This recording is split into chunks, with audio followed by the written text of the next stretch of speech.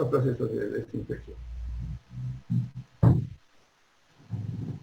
Hemos visto una parte de nuestros procesos de desinfección, hemos visto, hemos entrado en tema con los procesos de desinfección cuando hemos visto que había subproductos de la desinfección con cloro, que debíamos acotar su presencia dentro de nuestro sistema de agua potable. Tenemos que acotar su presencia. Habíamos dicho que sabemos que esos subproductos de desinfección son tóxicos, no son buenos para la salud. Pero bien, disminuyendo la concentración con la que vamos a hacer la desinfección y abatiendo casi totalmente la presencia de materia orgánica, estos subproductos de la desinfección se disminuyen y no presentan un riesgo para la salud. Bien. Bien.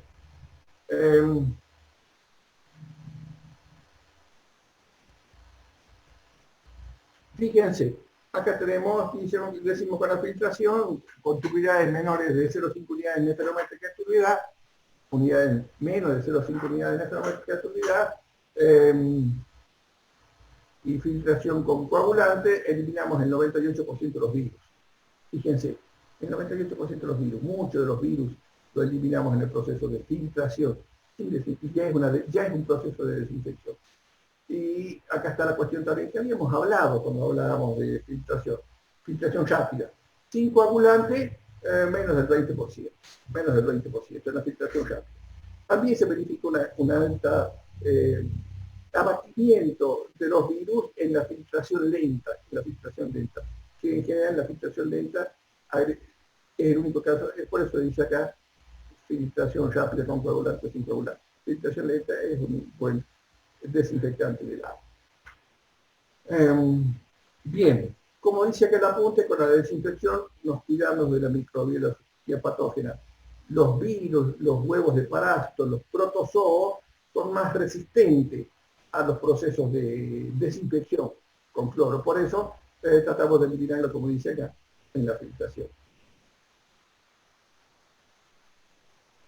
Bien, ahí el apunte nos hablaba de Escherichia coli como organismo indicador de la eficiencia de la desinfección. Bien, hablamos en general de los desinfectantes como una generalización y decimos qué tiene que hacer el desinfectante. Claro, destruir organismos patógenos o abatir, también hablamos, los disminuimos al mínimo o los hacemos que no podamos determinar su presencia. No podemos determinar su presencia. Si están vivos o muertos, en realidad no sabemos. Lo que sí sabemos que no se van a reproducir. Por ejemplo, cuando hacemos los ensayos de las bacterias. No sabemos si la bacteria está viva o muerta, porque hacemos un ensayo en el cual le damos la posibilidad de reproducir. Con la acción del desinfectante, esta bacteria no puede reproducir. Por lo tanto, no puede hacer una acción patógena, no puede desarrollarse dentro del ser humano. Bien, dice, este desinfectante que utilicemos, esa desinfección debe hacerse a la temperatura ambiente y en un tiempo adecuado.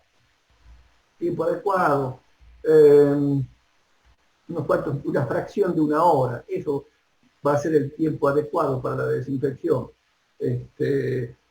Porque sabemos que nuestra planta potabilizadora tiene un promedio, sabemos que tenemos unos pocos segundos en la coagulación, unos pocos minutos, 20 minutos, también puede ser una fracción de una hora, 30%, 50% de una hora, que los procesos de sedimentación, si son de sedimentación de flujo horizontal, convencional o acelerada, eso puede variar en un máximo de 4 horas hasta 30 minutos.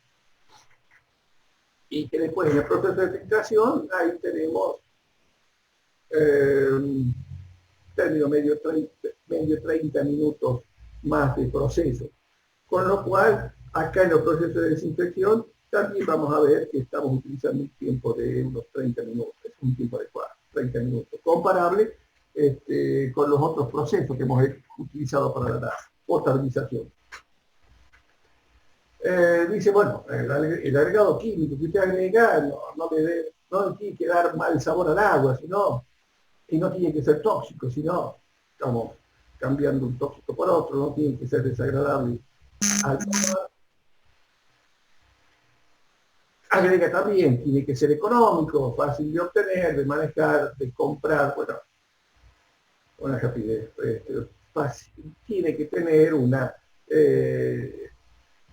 para el lugar donde lo estemos utilizando, una logística que se sustentable, eso es, una logística sustentable.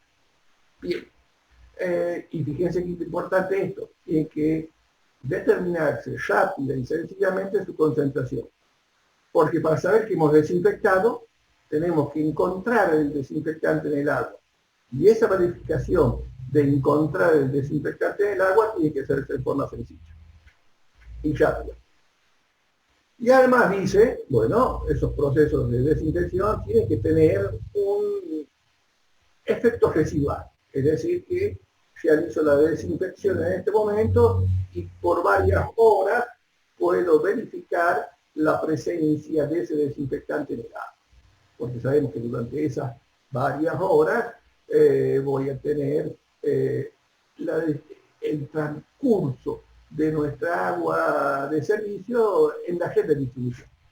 Entonces, esas horas desde que producimos el agua y hacemos la cloración, la desinfección, hasta 4, 5, 6 horas después, tenemos que determinar, tenemos que encontrar la presencia del desinfectante del agua. Bien, factores que influyen en la desinfección. Bueno, la relación concentración-tiempo de contacto. Esto es relación concentración-tiempo. Esto es muy importante.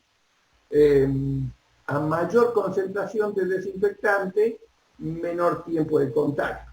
Y a menor tiempo de contacto, menor tiempo de contacto, menor concentración de desinfectante, mayor tiempo de contacto.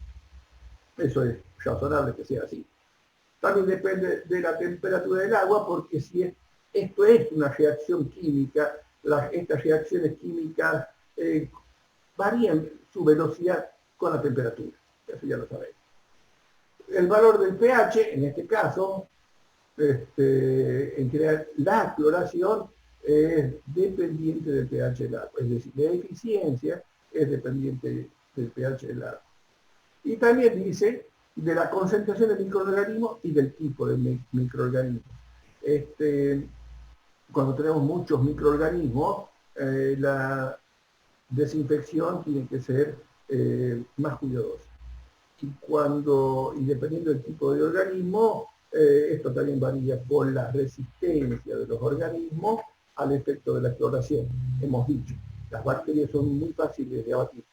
Yo no he encontrado nunca, ya después de unos cuantos años de trabajo en esta materia, que se puede encontrar que una muestra encontremos una bacteria si tenemos cloro residual. Si tenemos cloro no puede haber nunca una bacteria, no hay bacteria.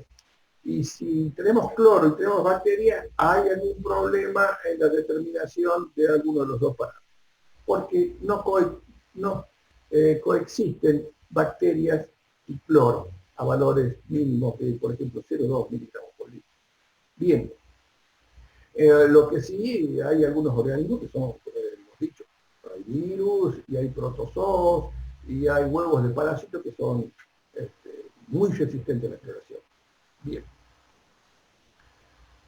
Dice, bueno, nuestro apunte dice, bueno, para realizar la desinfección se tienen métodos naturales como la luz solar o artificiales con agentes físicos químicos como la luz ultravioleta, el agente físico como el calor. Ya Hipócrates nos decía hace 2300 años, pégale una hervidita al agua que le va a ir mejor, o filtrela, mire usted.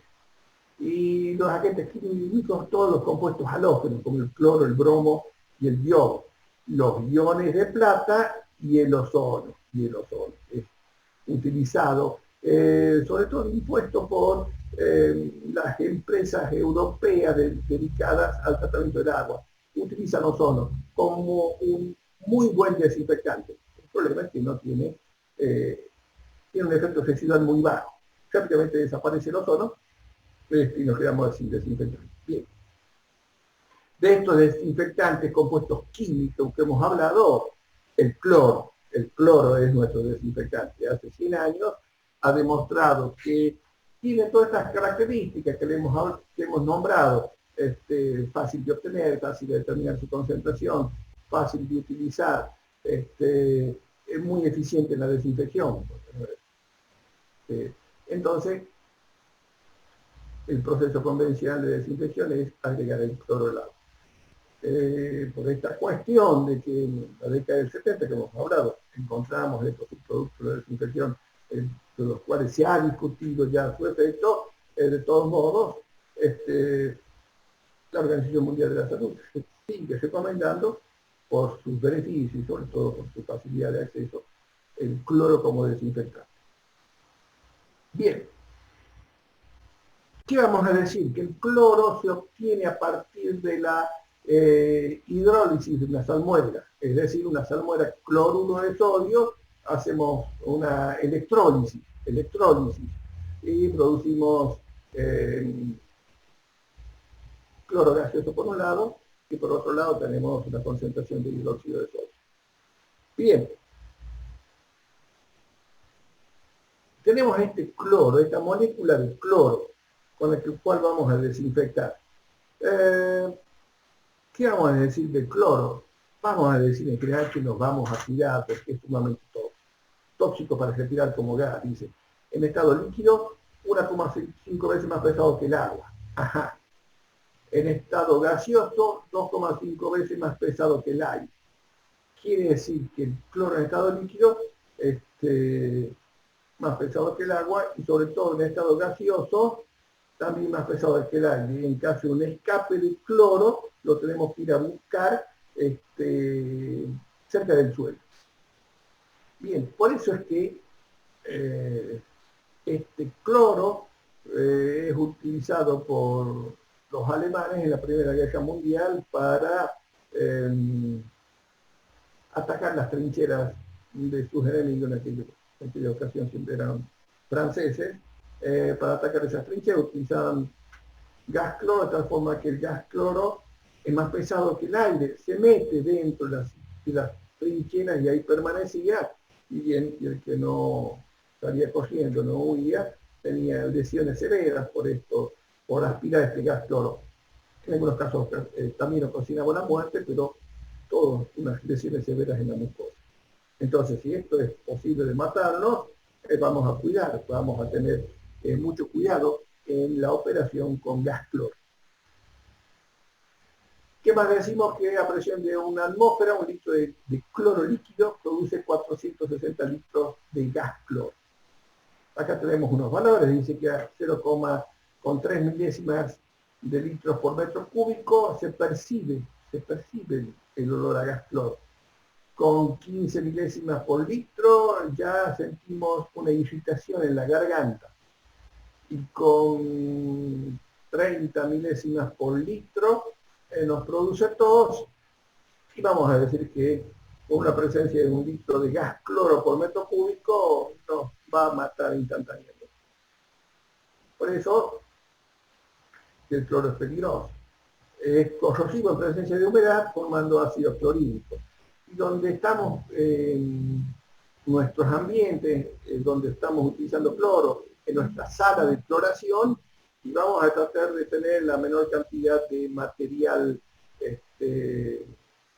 ferroso expuesto, porque rápidamente es atacado por el cloro. Bien.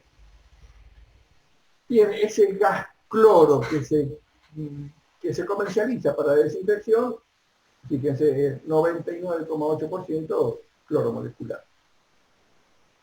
Para pequeños servicios, como les digo, utilizar gas cloro y controlar que se haga de forma segura necesita logística, una logística que en ambientes rurales no se puede obtener Y para esos casos, y para pequeños servicios de agua,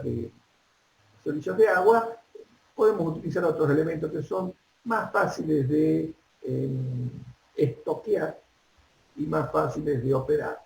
Por eso es que a partir del gas cloro producimos hipoclorito de sodio e hipoclorito de calcio.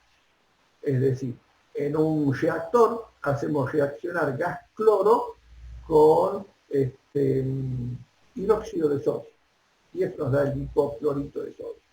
Nuestra lavandina común, esa que utilizamos abundantemente en nuestra casa para desinfectar, para matar bacterias, para desinfectar. Este es en general el hipoclorito de sodio. Viene en una concentración que lo podemos comprar, si lo compramos directamente al productor puede estar en 14-15%. Si lo compramos al intermediario que nos hace la logística, va y busca los lugares, no hay muchos lugares donde se produzca gas cloro. Por ejemplo, nuestro ingenio Ledesma acá cerca es nuestro gran productor de gas cloro y de hipoclorito de sodio. Bien. Bueno, y ahí, si lo compramos al intermediario, en general nos venden hipoclorito de sodio al 10%. Y el hipoclorito de sodio doméstico, nuestra lavandina, viene al 5,5, al 4%. Bien. Fíjense que esto es un volumen, una masa al 10% de cloro. Son volúmenes para manejar, pero fácil de operar. Eventualmente también podemos utilizar hipoclorito de calcio, es decir, hacemos reaccionar cal con gas cloro y eso nos da hipoclorito de calcio, es decir, en esa cal se absorbe los hipocloritos. Entonces después a partir de esa cal con agua preparamos una solución con cloro. El hipoclorito de sodio se puede diluir o se puede utilizar en forma concentrada. En forma directa, acá con el hipoclorito de calcio hay que preparar la solución. Y como la cal es insoluble y tenemos un residuo que también tenemos que manejar. La ventaja es que el hipoclorito de calcio tiene un 30% del peso de gas cloro. 30% del peso. Entonces, y se puede estoquear meses. Llevamos 200 kilos en bolsas de 20 kilos, que viene el hipoclorito de calcio, bolsas de 25 kilos, entonces en nuestro lugar que tenemos nuestro pequeño servicio rural y vamos cada 2 meses, una vez al mes, le llevamos la suficiente cantidad de bolsas y tenemos ahí estoqueado nuestro desinfectante. Ahora, ¿por qué el cloro es un buen desinfectante a muy baja concentración? Pareciera que es porque esta molécula de ácido hipocloroso, vamos a ver cómo aparece esa molécula de ácido hipocloroso, tiene un tamaño tal que puede penetrar la membrana celular de la bacteria. Y cuando esto ocurre, este ácido hipocloroso que ha tomado la bacteria le produce un cambio en su metabolismo que le impide la reproducción. Entonces queda anulada, no se reproduce más. Como hemos visto que nuestras determinaciones de bacterias se basan en darle las condiciones para que se reproduzca y en esa reproducción hay una manifestación química, al no haber esa reproducción, no hay esa manifestación química, decimos que no hay bacterias. Bien. Veamos entonces, hemos dicho que vamos a desinfectar el agua. ¿Qué pasa cuando le agregamos cloro molecular, cloro 2, cuando se lo agregamos al agua? Cloro molecular más agua. Muy bien. Fíjense, ¿qué es lo que nos dice este esquema químico? Que hay una reacción de ida y vuelta que producimos con la mezcla de cloro molecular más agua, produce una molécula de ácido hipocloroso más ácido clorhídrico. Ácido hipocloroso más ácido clorhídrico. El desinfectante es el ácido hipocloroso. Bien. Y a su vez, también ese ácido hipocloroso se sigue disociando, se disocia y produce ion hipoclorito y hidrógeno iónico, un ion de hidrógeno. Ion hipoclorito y ion hidrógeno. Entonces, fíjense, en estas reacciones de ida y vuelta, el que maneja la concentración de ácido hipocloroso es la presencia en el agua cruda del ion hidrógeno. Fíjense, para que el ácido hipocloroso se disocie, necesitamos pocos iones hidrógeno. Si hay pocos iones hidrógeno, va a tratar de, esto es más fácil que se disocie. Si hay muchos iones hidrógeno, al contrario. Si hay muchos iones hidrógeno, la disociación es dificultosa, no se pierde. ¿Y qué sabíamos nosotros de muchos iones hidrógeno? Soluciones ácidas. Pocos iones hidrógeno, soluciones básicas. Entonces, el pH del agua es con lo cual cuantificamos la presencia de esos iones hidrógeno. Bien. Entonces tenemos el cloro libre, la especie cloro libre la forman el ácido hipocloroso, desinfectante, el ion hipoclorito, desinfectante, y la molécula de cloro 2, desinfectante. La molécula de cloro 2, que es muy desinfectante, solamente va a existir si el pH está alrededor de 4. Pero no nos damos agua a 4 de pH, así que en nuestra agua potabilizada no tenemos la presencia del cloro molecular. Siempre se va a estar disociado en ácido hipocloroso o ion hipoclorito. A la presencia de estas tres especies, desinfectante, molécula de cloro, cloro 2, ácido hipocloroso y ion hipoclorito, la llamamos cloro libre. A eso los llamamos cloro libre. ¿Por qué? Porque ustedes se tienen que acordar y no verificar que nuestras guías para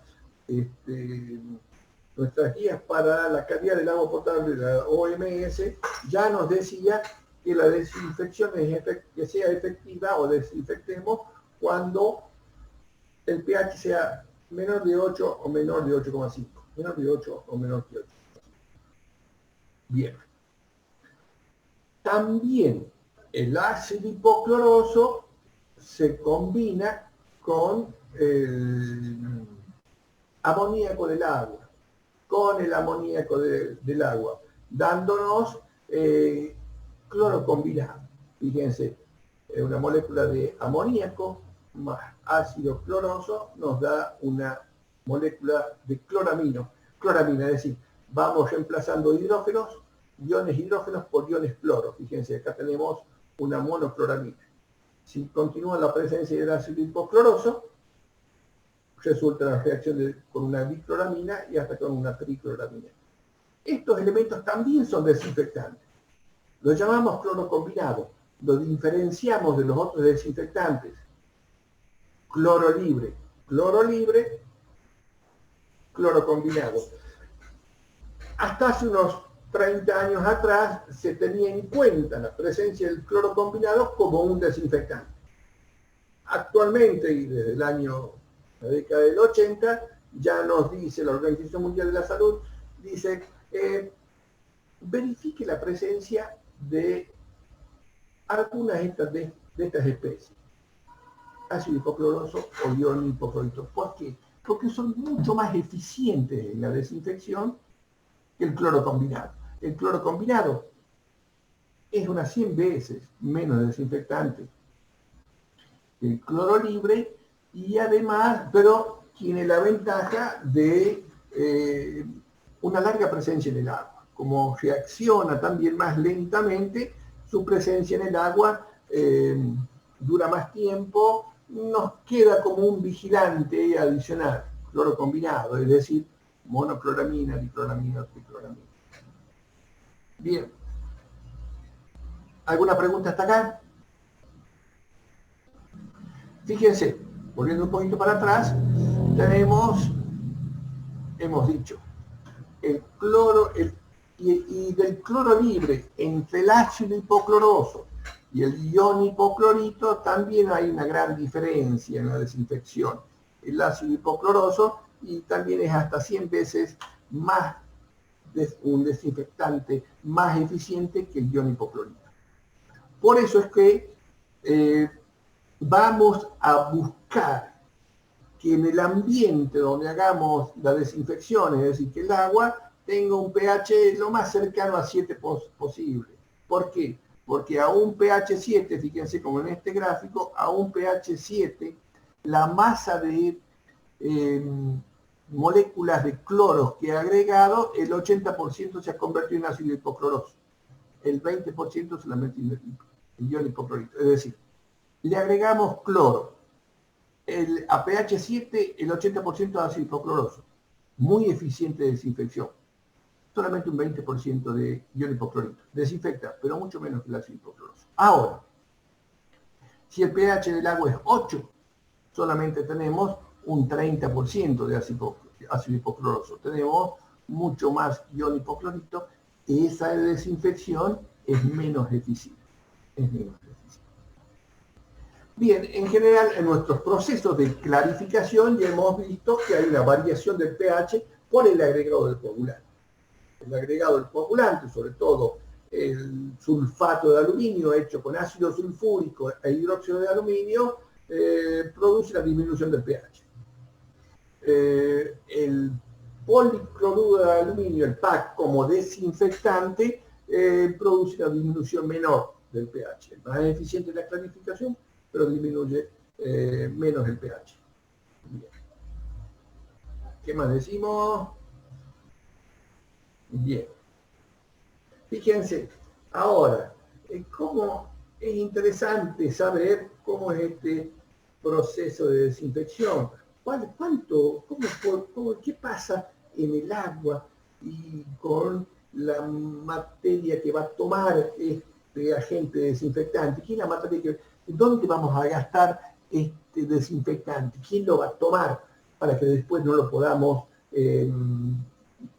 verificar su presencia? Principalmente lo va a tomar, por un lado, la materia orgánica, se va a combinar con la materia orgánica y se va a meterse dentro de las células de las bacterias.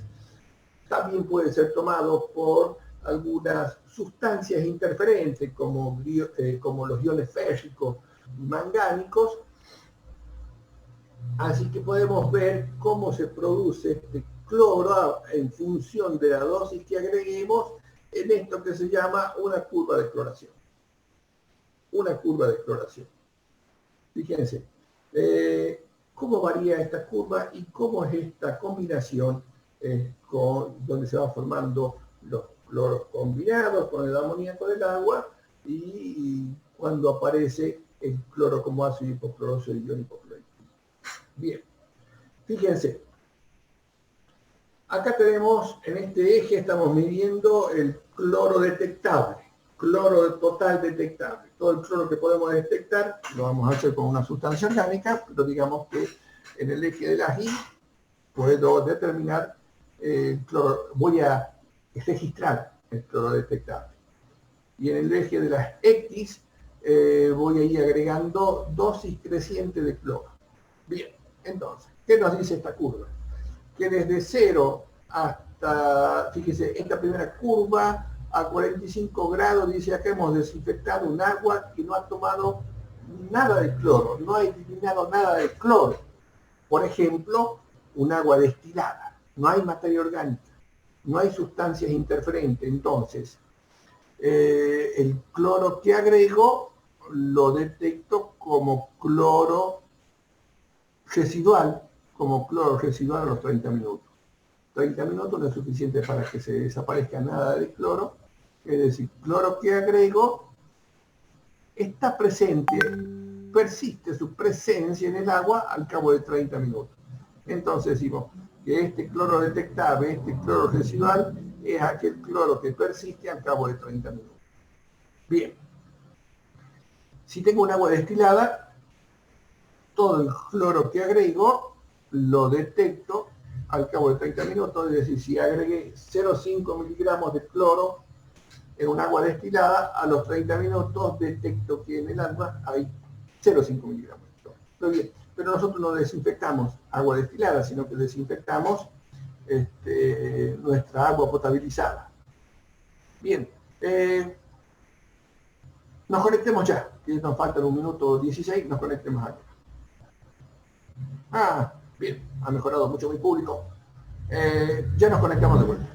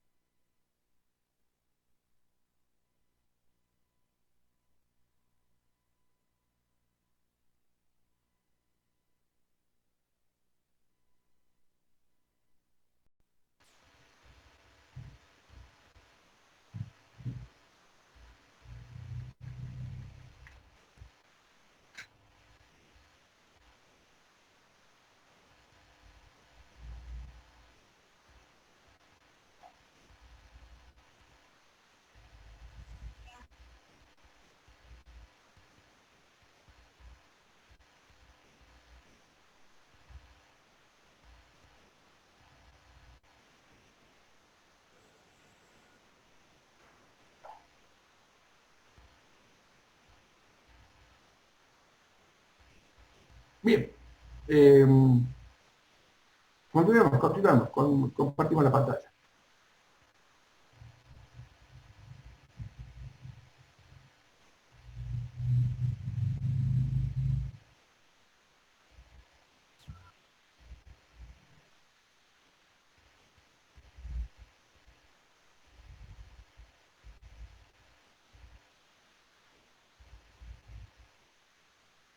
Bien, entonces, estamos en esta curva de cloración. Estamos clorando agua, ya no agua destilada. Si hubiese sido agua destilada, tendríamos esta curva a 45 grados, de jardín infinito, digamos. Entonces, de 0 hasta el punto A, que he agregado la dosis 1, fíjense, agrego esa dosis 1, esa masa de cloro, esa de 1, y al cabo de 30 minutos no encuentro gas, no encuentro cloro residual, es 0. Quiere decir que todo el cloro que agregué ha sido tomado, o por las sustancias interferentes, por la materia orgánica, por la microbiología. Bien. A partir de esta dosis, sí, dosis creciente de cloro, me producen al cabo de 30 minutos, detecto cloro. Y es una curva creciente que va de A hasta B. Fíjense, en ese punto B, si sigo agregando cloro, fíjense, aumento la dosis de cloro, en vez de aumentar la detección, aquí hay un punto en que comienza una deflexión, encuentro menos cloro. ¿Qué ha sucedido? De A hasta B se realizan las combinaciones de el cloro con el amoníaco del agua. Quiere decir que, fíjense, de A hasta B tengo mayormente cloro combinado, como dice mi apunte. De A hasta B tengo mayormente cloro combinado. De B a C hay una disminución del cloro que detecto. ¿Por qué? Porque agrego más cloro y ese cloro que agrego se combina con el cloro combinado y lo anula. Es decir, mayor cloración, menos resultado de cloro. Hasta que llego al punto C, donde tengo el cloro combinado irreductible. Ya no va a bajar más el cloro combinado. Y a partir del punto C, que se llama como en el tenis el punto de ruptura, el punto de breakpoint, en el punto C destruí casi la mayor parte del cloro combinado. Y ahí es más, todo el cloro que agrego es cloro residual libre. Cloro residual libre. Es decir, para acá cloro residual combinado entre B y C. Una mezcla de cloro residual combinado y cloro libre, y a partir del punto C es mayormente cloro residual libre. ¿Qué me dicen las guías de calidad? Dice, usted ubíquese, detecte solamente cloro libre, ubíquese después del punto C, que su agua tenga siempre una dosis mínima de cloro libre. ¿Y cómo sé? Bueno, y para determinar, antiguamente, hasta el año 84, y seguimos utilizando, pero hasta el año 84, las guías de los métodos estándar para la determinación de parámetros para los servicios sanitarios, hacía que determinemos cloro con una sustancia que se llama ortotoluidina, esta que figura acá, que es todos los ensayos colorimétricos. La ortotoluidina es una sustancia orgánica que reacciona con el cloro dando un determinado color. Pero reacciona igual con el cloro combinado o con el cloro libre. Entonces, si yo estoy en este punto y dice, no decir organización, no menos de 0,5 miligramos por litro de cloro residual. Si estoy en este punto de dosificación, al cabo de 30 minutos tengo 0,5 miligramos, puedo leer 0,5 miligramos por litro de cloro. Pero no sé si es, como en este caso, solamente cloro combinado, como en este caso una mezcla de los dos, o como en este caso solamente cloro libre. Como la guía de calidad me dice que sean 0,5 miligramos por litro, pero solamente cloro libre. Quiere decir que tengo que llegar con la dosis de cloro hasta este punto de ruptura y determinar solamente cloro libre. ¿Está claro? Entonces, la ortotoluidina nos da siempre la suma de cloro libre más cloro combinado. En cambio, la otra sustancia, esto lo usamos la ortotoluidina porque es muy barata, fácil de fabricar en nuestro laboratorio. En nuestro laboratorio que hace nuestros ensayos, de nuestro sistema, de nuestro servicio de agua potable, podemos fabricar ortotoluidina sin mayor problema. Muy fácil de usar, muy barato. Es la sustancia que utilizamos en general para las piletas también de natación, que da ese color amarillo. En función de ese color amarillo y un comparador, podemos distinguir hasta 0,2 miligramos por litro, 0,5 sí, hasta 2 miligramos por litro también, 2 miligramos por litro, después los colores son casi iguales. Bien. Entonces, ¿qué vamos a tratar de usar? Esta sustancia que se llama DPD. DPD, que en vez de darnos un color amarillo nos da un color rosado. Este DPD para cloro libre, DPD para cloro libre, solamente nos reacciona con el cloro libre. Reacciona solamente con el cloro libre. Quiere decir que si hemos dado esta dosis de cloro y tenemos solamente cloro combinado, el DPD dice, no hay nada de cloro, no hay nada de cloro. Acá sí podría decir, sí, hay 0,5 miligramos por litro de cloro libre. Más otros creo que lo conozco, dice. Y acá sí nos dice, mire, solamente acá solamente tienen cloro libre. ¿Y eso qué creen? Cloro libre. Ese cloro libre, cloro residual libre, que es una mezcla de ácido hipocloroso más ion hipoclorito. Bien, tengo cloro libre, muy buen desinfectante. Ahora, para que tenga, que ese cloro libre sea la mayor parte ácido hipocloroso, que es mejor desinfectante, lo vemos con el pH, que sea más cercano al pH 7. Bien. Esto es todo lo que hemos hablado. Bien. Veamos en este gráfico doblemente logaritmo que nos da una muy buena idea de la eficiencia de estas sustancias clorógenas desinfectantes que tenemos, de las cuales hemos hablado, del ácido hipocloroso, del ion hipoclorito, que estos dos, repetimos, cloro libre. Las cloraminas, mono, di y tricloramina, es cloro combinado. Bien, ¿qué es lo que nos dice este gráfico? Dice concentración del clorógeno en miligramos por litro, esto es logarítmico, y dice minutos para eliminar el 99% de la Escherichia coli a 2 o 6 grados centígrados. ¿Quién nos desea ambiente y esa condición dice? Bien, minutos para eliminar el 99% de la Escherichia coli. Bien, fíjense, para un tiempo de 10 minutos, 10 minutos, y trazamos una línea hasta la línea del ácido hipocloroso, necesito una concentración de ácido hipocloroso, fíjense, de 0,01 miligramos por litro.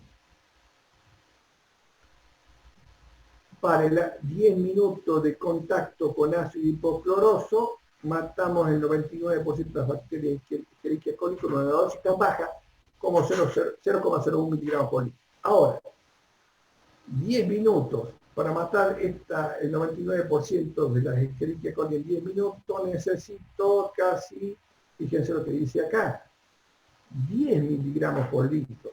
10 miligramos por litro. 10 miligramos por litro. Quiere decir que hay una gran diferencia entre ácido hipocloroso y ion hipoclorito. Ahora, si quiero utilizar la cloramina, fíjense, con 100 minutos de contacto con cloramina, esta tiene que estar una concentración de 1,3 de 3 miligramos por litro. 3 miligramos por litro. Bien, me parece que aquí hay algo que no está bien, ¿no? Pero bueno, ya lo vamos a verificar. ¿Qué es lo que nos dice este gráfico? Que hay una gran diferencia entre contar con la presencia de ácido hipocloroso y ion hipoclorito, y que la monocloramina se parece bastante al ion hipoclorito en su capacidad de desinfectar.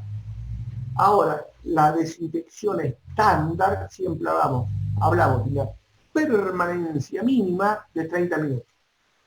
Es decir, agregamos el cloro y dejamos una permanencia mínima de 30 minutos. Recién podemos liberar el agua al consumo, porque hay que darle un tiempo, le damos ese tiempo mínimo de 30 minutos para que reaccione el desinfectante con la microbiología patógena, con las bacterias, que haga esta reacción de introducirse dentro de la membrana, dentro de la célula de la bacteria para desconfigurar su estado biológico. Bien. ¿Qué más tenemos? Bien, acá vamos a ver que se habla de logaritmos de desinfección. Dice usted cuánto quiere desinfectar. Al 90% va a eliminar el 90% de su organismo indicador, el 99, el 99,9 o el 99,99% de la microbiología existente. Fíjense. Entonces aparece, ustedes lo van a ver en los apuntes, en la literatura, este concepto de logaritmo de desinfección. Para eso tenemos que acordarnos de la definición del logaritmo, que dice que es el exponente, que el logaritmo de A en base B igual a C es el exponente al que hay que elevar B, es decir, C, para que nos dé A. Es la definición del logaritmo. Y ustedes se acuerdan en la secundaria para qué nos enseñaban a utilizar logaritmos.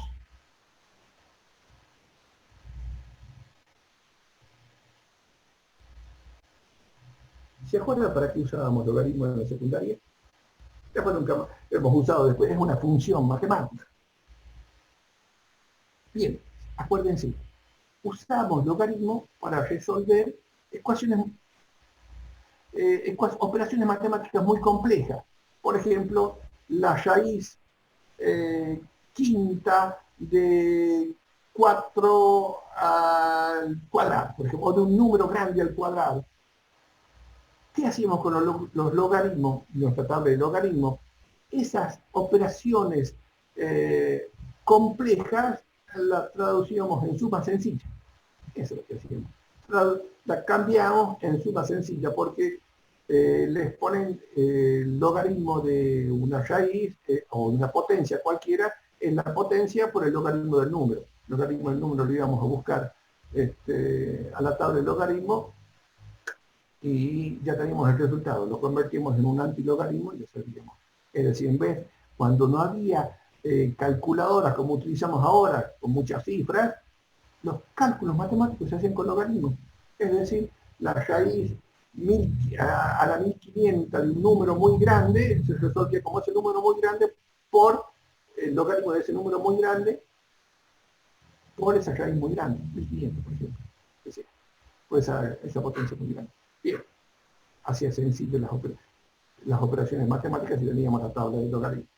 Bien, continuemos. Para eso era, ¿se acuerdan? Igual que la transformada de Laplace. Nos transformaba en suma sencilla operaciones complejas.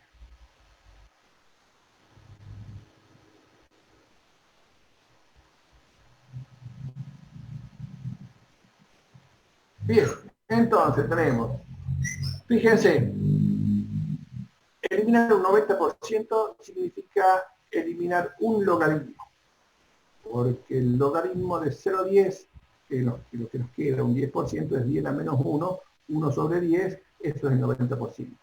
Un logaritmo de inactivación es 90% de elementos eliminados. Dos logaritmos, 0,01, es decir, 99%. Tres logaritmos, 99,9. Cuatro logaritmos, 99,99. Ese es el concepto de logaritmo que vamos a escuchar, vamos a leer en el sistema de abatimiento de la microbiología en grado potable. ¿Y eso para qué es? Fíjense, para entrar a este concepto de C por T. C por T. ¿Se acuerdan que habíamos dicho que la desinfección depende de la concentración y el tiempo de exposición? C por T. Entonces, se ha puesto lenta mi maquinita. Bien. Fíjense entonces, la EPA, Agencia de Protección Ambiental de Estados Unidos, ha brindado estas tablas de este concepto concentración por tiempo. Esto es, la concentración son miligramos por litro y el tiempo son minutos. Y el tiempo son minutos. Entonces, ¿qué nos dice? Nos dice, por ejemplo, les doy una tabla para eliminar el 99, para eliminar, es una tabla para desactivar virus. Para desactivar virus, dice. Dice a distintas temperaturas, a distintos pH y según cuánto quiere eliminar, el 99%, el 99,9% o 99,99%. 2, 3 o 4 logaritmos de inactivación. ¿Qué nos dice, por ejemplo? Esto era para, hay otras temperaturas más. Dice, mire, si usted quiere eliminar estos virus en el 99,99% de los elementos que hay, en un pH entre 6 y 9, ese C por T tiene que valer 8. C por T tiene que valer 8. Fíjense, y a un pH 10, fíjense, a pH más grande, el desinfectante es menos eficiente. Para eliminar el 99,99% de los virus a pH 10 necesito un valor de C por T de 60.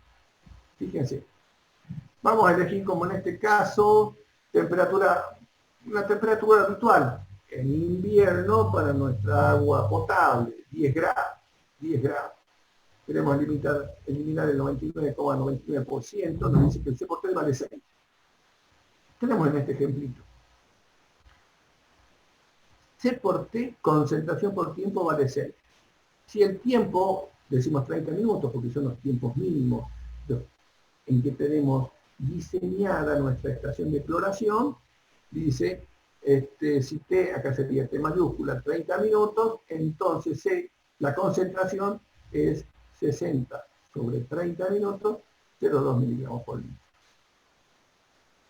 ¿Estamos de acuerdo? 0,2 miligramos por litro. Siempre estamos hablando, en este caso, de clorolito. De clorolito. ¿Por qué? Siempre pensando en clorolito. ¿Cuál es el valor que utilizamos comúnmente? 0,5 miligramos por litro de clorolito. Bien. Hay otras tablas de C por T para, por ejemplo, este protozoo, Giardia lamblia, que nos dice también en función de las condiciones de su cloración, en función del pH y la temperatura, este es el C por T que tiene que utilizar. Es decir, uno ahí combina tiempo de permanencia con concentración del desinfectante. Bien. ¿Alguna pregunta hasta acá? Bien, lo que no nos podemos olvidar nunca, esto es decir, para casos especiales, pasa, hay una persistencia en la desinfección y tenemos problemas epidemiológicos, mucha gente con diarrea, nos llevaría a investigar y utilizar estas tablas de la DEA para los virus, para las yardias. ¿Por qué virus y yardias? Porque son más resistentes que las bacterias. Por ejemplo, que nuestra bacteria Escherichia coli. Y en función, digo, bueno, tengo el problema que el tiempo de permanencia es muy chico porque tengo un tanquecito chico. Así está, ya lo voy a mejorar. Pero mi permanencia son 10 minutos. Entonces, si T es 10 minutos, 6 sobre 10 minutos nos da una concentración más grande. Cuanto menor es el tiempo de contacto, la concentración es más grande. ¿Estamos de acuerdo? ¿Alguna pregunta hasta acá? Tiempo de contacto bajo, concentración es más grande. Bien. Ahora, si tengo un gran depósito donde las permanencias son varias horas, puedo agregarle menos desinfectante, total, la permanencia es mucho tiempo. Bien. Pero en general diseñamos para que la permanencia mínima sea 30 minutos. Los depósitos en general los diseñamos con una permanencia de caudal medio de 6 horas.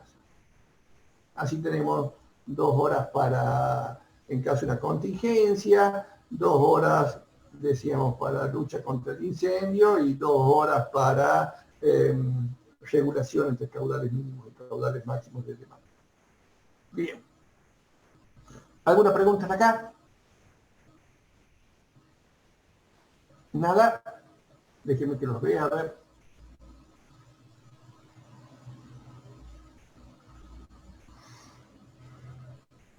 Está bastante claro en el apunte. Nada que acotar, nada que preguntar. Es más, yo me pregunto si están ahí. Sí, profe, acá estamos, pero está todo bien. Muy bien, Gonzalo, muy bien. Usted está ahí, perfecto. Muy bien, muy bien. Vale, Chocobar también habló, dijo que estaba ahí. Perfecto. Continuemos un poquito más. Muy bien.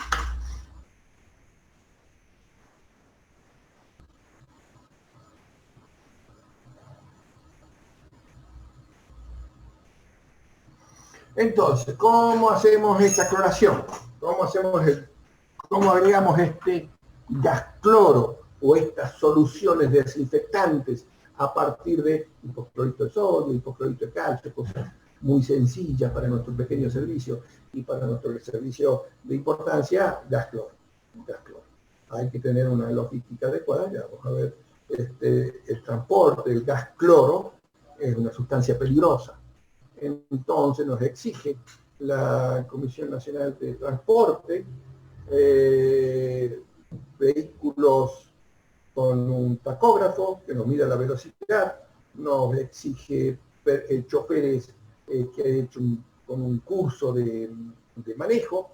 Hay que mandar un par de días a nuestro chofer a Córdoba, donde hacen estos cursos. Bien, y tenemos uno y tenemos que tener otro, porque bueno, no podemos dar agua sin desinfección, y si vamos a depender del gas cloro, tenemos que tener ajustada nuestra logística para llevar y traer en nuestro camión, o eventualmente contratamos alguna empresa que nos provee este servicio. Nos entregue siempre gas cloro en nuestra planta de tratamiento, o la empresa, cualquier empresa lo puede encarar. Bien. Ahora, este gas cloro, ¿cómo viene? Y tenemos cilindros de 45 kilos, 50 kilos, hasta cilindros de 800 kilos, 1000 kilos. Bien. Esos cilindros en particular llevan un control en el cual bien, un control en el cual tiene que cada tanto tiempo necesita una prueba de presión, al determinado tiempo se tiene que... A ver qué está pasando acá. Se tiene que desechar, bien, porque sabemos que, bueno, el gas que contiene es peligroso, no queremos que se nos derrame en la ruta, no, cerca de la población, dentro de la planta, tenemos que tener cuidado. Bien, gas cloro entonces. Hay una condición para elegir el tamaño del cilindro. Fíjense, los cilindros de 50 kilos, 45 kilos son fáciles de manipular. Ahora no van a entregar más de 0,5 kilos por hora de gas cloro. Es decir, el máximo caudal de gas cloro que podemos sacar de un cilindro de 50 kilos son 0,5 kilos de gas, kilos por hora. Mientras que un cilindro de 1000 kilos le puedo sacar entre 7 y 8 kilos por hora. ¿Por qué? Pues en ambos casos tenemos cloro líquido adentro, porque la diferencia en el caudal que le podemos extraer. Y es que como esa conversión de líquido a gas se hace dentro del cilindro, si hacemos una extracción mayor a estos valores de caudal, se produce como en un proceso adiabático en función de su energía. Si tratamos de extraer más de 0,5 kilos por hora en el cilindro de 50 kilos, baja mucho la temperatura y se gasifica mucho menos. Baja la temperatura, la reacción de gasificación se aletarga, se hace más lenta, nos da menos cloro que no estamos controlando. Entonces, por eso es que limitamos la extracción en función de los kilos de gas cloro que tenga nuestro cilindro. En este caso son kilos de cloro líquido. Bien. Tenemos esencialmente para utilizar gas cloro dos sistemas. Uno es la cloración a presión, es decir, la energía que transporta el gas cloro es la presión dentro del cilindro. Y la otra es liberarnos de la presión del cilindro y que tengamos un sistema que nos aspire el gas cloro. Bien, entonces veamos el primero, el más barato, más sencillo, sobre todo más sencillo y más barato, que es la cloración a presión. Este es un esquema de cloración a presión, es decir, acá tengo un cilindro de gas cloro que conecto a este equipamiento. Todo este equipamiento es para regular la salida de gas cloro, y que ubico, por ejemplo, esa salida de gas cloro en un conducto sellado, una cañería de agua que me trae el agua filtrada y que su destino es el depósito de agua, y ahí tengo la permanencia necesaria, mínimo 30 minutos, para que reaccione el cloro con la sustancia que quiero eliminar. Bien, fíjense, Acá tengo un conjunto, un esquema, dice que A es una válvula reductora de presión, B una válvula de alivio por si hay una sobrepresión, y dice que la presión dentro del cilindro está entre 5,5 a 6,5 kilos por centímetro cuadrado. Bien, esta válvula reductora de presión tiene una salida de 1,4 kilos por centímetro cuadrado. 1,4 kilos por centímetro cuadrado. Eso nos lleva a decir que también la presión de este conducto donde estamos inyectando el cloro que no sea superior a 0,7 kilos por centímetro cuadrado. Entonces salimos con 1,4 y no tenemos que tener acá más de 0,7 para que el flujo se produzca, porque es un flujo en virtud de la presión de este cilindro. Esta reguladora de presión nos entrega como la reguladora de gas de una cocina, que tiene un gas, utiliza gas envasado, ese regulador de presión nos entrega siempre gas a 1,4. Bien. Para poderlo medir, utilizo esto que hemos visto en la clase pasada, que vamos a volver a ver ahora, que es un rotámetro. Un rotámetro es un medidor de fluido, a simple vista. Fíjense, es un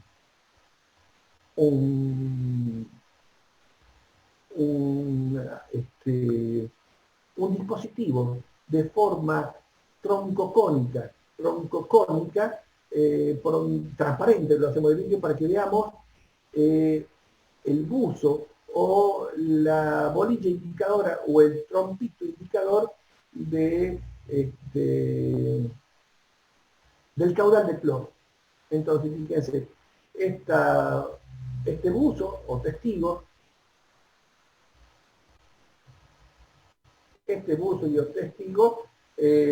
flota en ese flujo de gas que está pasando. Puede ser un flujo líquido. En este caso, como es gas cloro, un flujo de gas. Tiene determinadas posiciones de equilibrio donde está calibrado para que nos indique los kilos por hora que está pasando. Si está pasando poco gas, pocos kilos por hora, se ubica en la parte más baja porque es suficiente una poca sección fuera de la bolilla o del buzo para que pase el gas cloro. Si pasa mucho gas cloro, necesita más secciones, entonces la bolilla se va más activa donde encuentra su posición de equilibrio en esta sección variable que tengo de pasaje de gas cloro. Y eso se llama un rotámetro. Entonces fácilmente puedo, regulando la salida de gas, puedo regular el caudal de gas que estoy ingresando a mi cañería a desinfectar.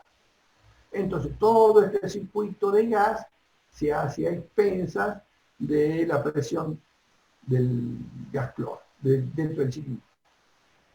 Si hay alguna pérdida de gas o alguna pinchadura en todo este sistema, va a seguir fluyendo el gas mientras haya presión dentro del cilindro. Entonces, es un equipo sencillo y barato, pero tiene ese problemita. Es decir, cualquier escape de gas, que no solamente puede ser una pinchadura en el caño, sino alguna conexión, alguna llave de conexión en este circuito, hace que el gas siga escapando mientras haya presión dentro del cilindro. Entonces, una mejora de estos sistemas son, y que utilizamos en todas las plantas grandes, son los cloradores a vacío.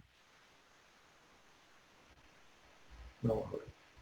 Que se ha puesto lenta. Vamos a sacar esto. Se ha puesto lenta la computadora. Bueno, cloradores a vacío.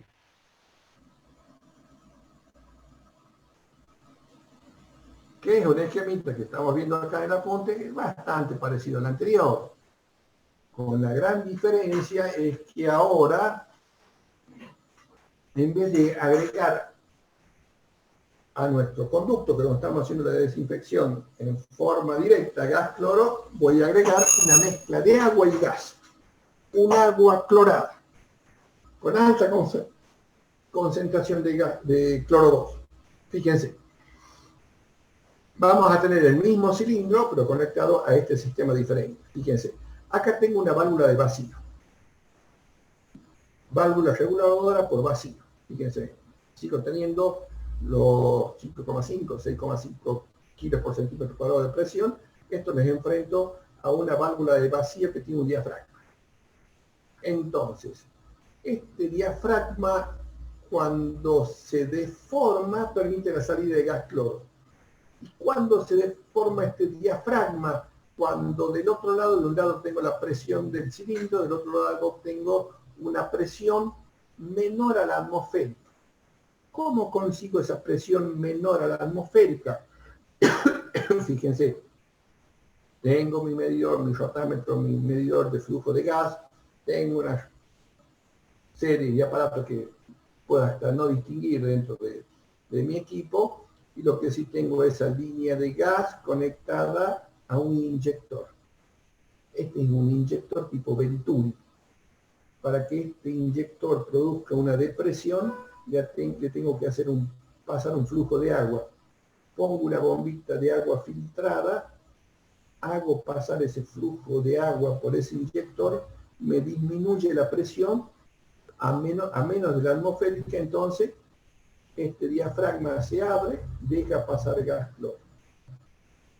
Entonces tengo agua con gas cloro que pongo en mi conducto sellado, o directamente inyecto esa agua clorada dentro del depósito, por ejemplo. ¿Cuál es la gran ventaja de esto? Que en cualquier parte de este circuito, si hay una pinchadura, entra la presión atmosférica, es decir, en cualquier de estos lugares nos comunicamos con la presión atmosférica es suficiente para sellar este diafragma y no salga más gas cloro. Entonces es mucho más seguro, mucho más seguro. Cualquier escape de gas cloro se pone en contacto con la presión atmosférica cierra esta válvula, no tengo más escape de gas cloro. ¿Estamos de acuerdo? Bien. ¿Alguna pregunta hasta acá? No, ingeniero, todo bien. Bueno, muy bien. Nos quedan 4 minutos todavía, vamos a avanzar un poquito más. Fíjense, diseño salas de cloración. Voy a diseñar una sala de cloración. En esa sala de cloración lo que es importante es la ventilación y la posibilidad de eventualmente mejorar esa sala de ventilación teniendo un captor de gas cloro y un sistema de drenaje de cloro líquido si hubiera. Bien, entonces, la ventilación tiene que ser de arriba hacia abajo.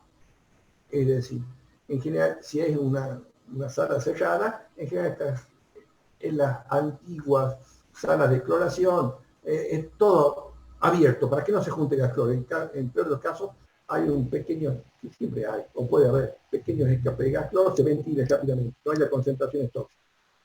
Bien, si yo quiero ser mucho más seguro, hago un ambiente cerrado, pero con una ventilación forzada. Una ventilación que haga que eventualmente nuestro operario que está parado acá, donde hay cilindro de gas cloro, reciba aire fresco del exterior, y como el gas es más pesado que el aire, sea tomado por el sistema de ventilación. Y que eventualmente, esto es muy raro, hay una pinchadura de la parte baja del cilindro, y si escapa cloro líquido, se vaya una canaleta y me lo conduzca, por ejemplo, a una pileta de neutralización, donde tengo una solución de hidróxido de sodio, una solución de hidróxido de sodio.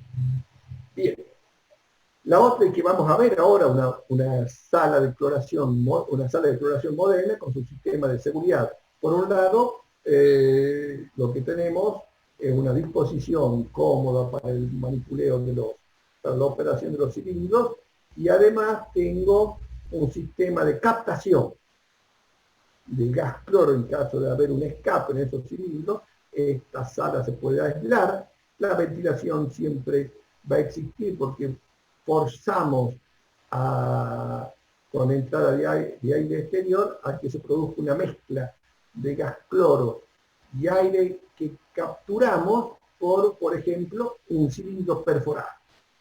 un conducto perforado, donde tengo una presión, donde produzco un vacío, tengo una bomba que está chupando, está succionando, está aspirando aire. Esa mezcla de gas y aire que aspira este conducto lo lleva a lo que se denomina una columna de neutralización. En esa columna de neutralización en esa columna de neutralización tengo un neutralizante que es hidróxido de sodio que pongo en contacto con el gas de tal forma que hidróxido de sodio más gas produzco una lavandina con hipoclorito de sodio y dejo escapar el aire con una concentración de cloro muy baja. ¿Estamos de acuerdo? Eso lo vamos a ver ya en un ratito después en la foto. Nos queda un minuto. Bueno, como habitualmente hacemos, nos tomemos 10 minutos para tomarnos una taza de té. ¿Estamos de acuerdo? Y de ahí nos volvemos a conectar.